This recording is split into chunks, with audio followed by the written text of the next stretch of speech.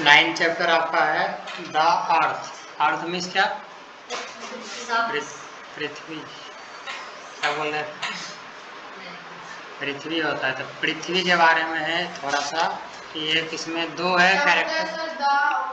The earth, पृथ्वी, बस simple. Writer कौन है? H.E. बेट्स। पूरा नाम Harvard Ernest bets.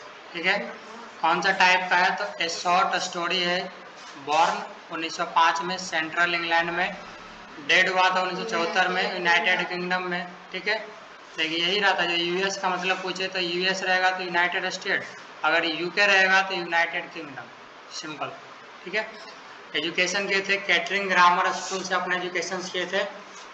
Well known मतलब और किस नाम से इनको जाना जाता था? तो एक शॉर्ट स्टोरी राइटर थे, नोवेलिस्ट थे, और and he worked for some times as journalist. मतलब शॉर्ट स्टोरी राइटर भी थे, नोवेलिस्ट मीन्स उपन्यासकार भी थे, और कुछ टाइम तक, सम टाइम मतलब कुछ समय तक, ये जर्नलिस्ट मतलब पत्रकार में भी काम किए थे।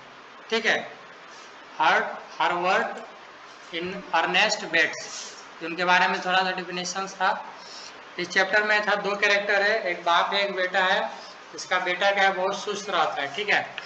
तो उसी को थोड़ा खोलने के लिए कि खुले, तो वही है the earth is a short story written by H.E. Bates. मतलब द अर्थ जो है H.E. बेट्स द्वारा लिखित एक छोटी कहानी है।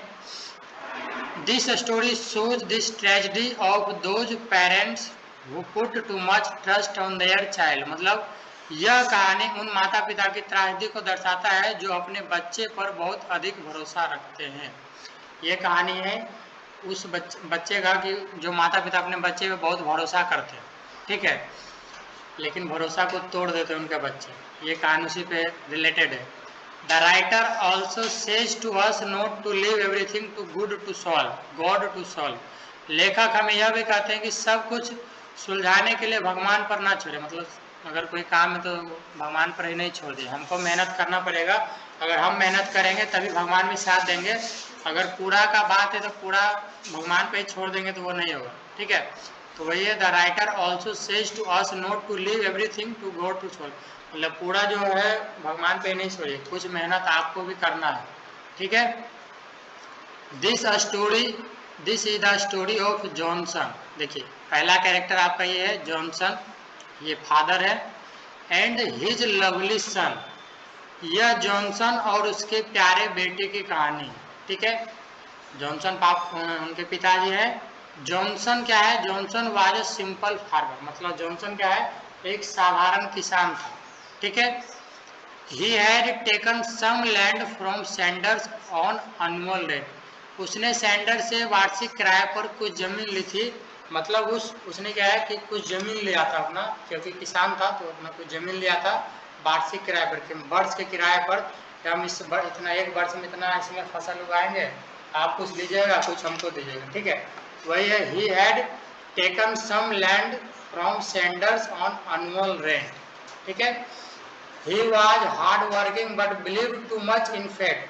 वह कड़ी मेहनत कर रहा था लेकिन भाग्य पर बहुत अधिक विश्वास करता था। मतलब मेहनत करता था लेकिन क्या है, working but believe too much in fate.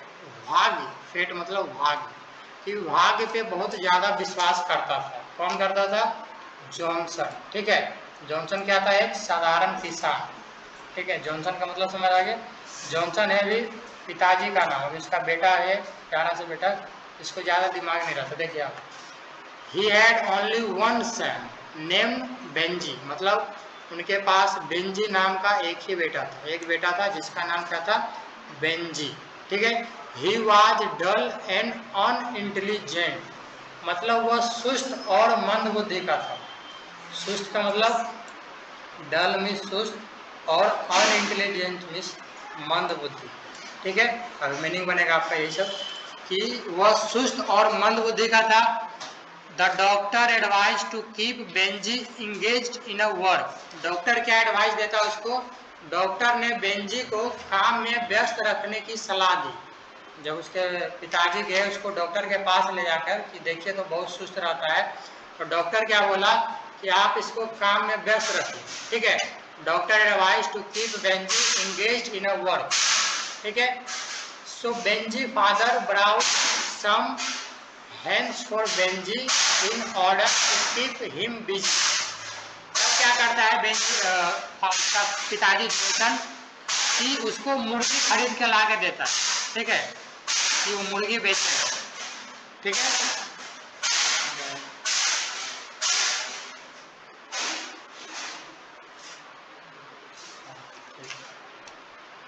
Doctor ने क्या व्यस्त रखने की सलाह दी, तो बेंजी के पिता ने उसका व्यस्त रखने के लिए बेंजी के लिए कुछ मुर्गियां ला दिया कि तुम मुर्गा बेचो, ठीक है।